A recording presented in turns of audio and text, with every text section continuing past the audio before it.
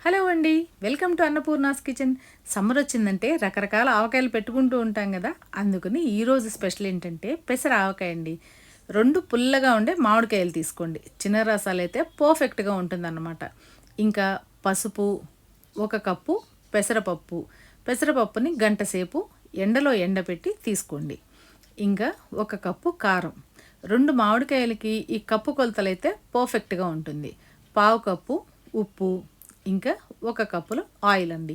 ఇంతేనండి, simple ingredients అన్నమాట. అన్నీ మన ఇంట్లో ఉండేవే.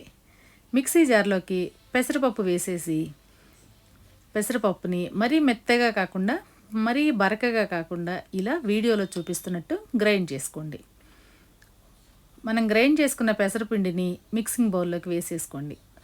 కారం, ఇంకా ఉప్పు, పసుపు కూడా వేసి అన్నిటినీ ఒకసారి కలిపేసుకోండి. దీంట్లోకి మనం ఆవపిండి వాడట్లేదు, మెంతిపిండి వాడట్లేదు, వేరే ఇంకేమి వాడక్కర్లేదనమాట. ఇలా వేసుకుంటేనే కమ్మగా ఉంటుంది. నూనె కొంచెం వేడి చేసుకుని అందులోకి కొద్దిగా ఇంగు వేసేసి స్టవ్ ఆఫ్ చేసేసుకోండి. ఆ నూనెని చల్లారనిచ్చేయండి.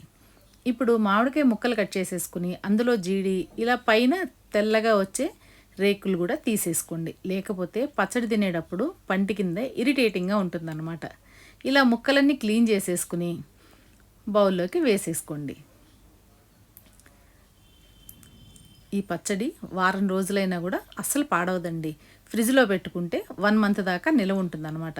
మనం ఇంగువ కాచిన నూనె ఇంకా కప్పులో తీసుకున్న నూనె కూడా వేసేసి చక్కగా చేత్తోనే కలపండి.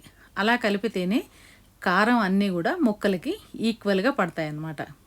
ఇలా మొత్తం కలిపేశాక అంతా దగ్గరకు నొక్కేసి పచ్చడిని 3 రోజులు ఊరనిచ్చేసేయండి. మనకి 3 డేస్ ఊరాక పచ్చడి చక్కగా ఇలా వచ్చేస్తుంది అన్నమాట.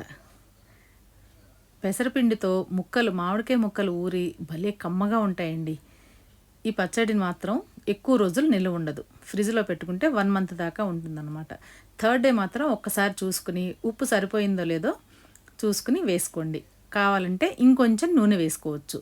ఎలా ఉంది నా రెసిపీ? మీకు నచ్చిందా? నచ్చితే తప్పకుండా లైక్ చేయండి.